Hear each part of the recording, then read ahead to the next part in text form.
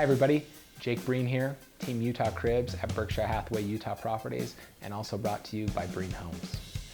Today we're going over the new September 2017 released Utah real estate purchase contract.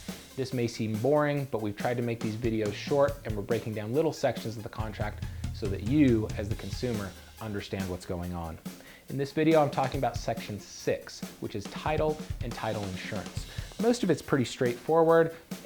The seller will be required to transfer free and clear title to the new buyer. That's all going to be taken care of. I get a lot of consumers, especially buyers, who are nervous about how they're going to receive the property, and they say things to me like, I want to make sure that all the liens are removed from the property, or I want to make sure there's no encumbrances on title. And it's because they've Googled around and read about horror stories. But look, our attorney-written, state-approved contract already handles all of that for you. The seller is required to deliver you clear title. And if they don't, the seller is forced to buy you as a buyer a title insurance policy. It's what the title company is for, to ensure the clarity of that title. So you don't need to stress about that.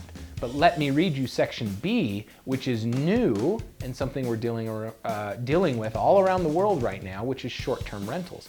Section B of Area 6 in the contract states this: buyer agrees to accept title to the property subject to any short-term rental bookings, meaning for periods of less than 30 consecutive days, affecting the property not expiring prior to closing.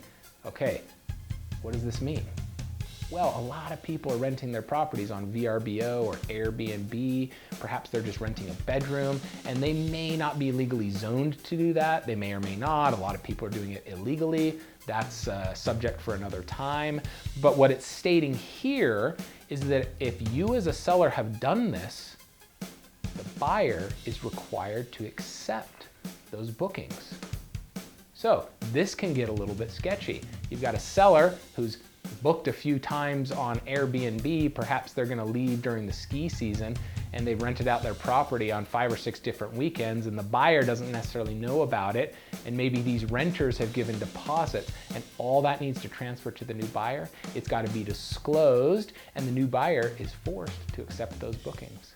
So pay attention to this, especially in ski areas, especially in popular cabin areas. And I can tell you right now, it's happening between Big and Little Cottonwood Canyon off of Wasatch Boulevard in a lot of people's personal homes. So stay tuned. I hope that explains a little bit more about Section 6 of the Utah Real Estate Purchase Contract.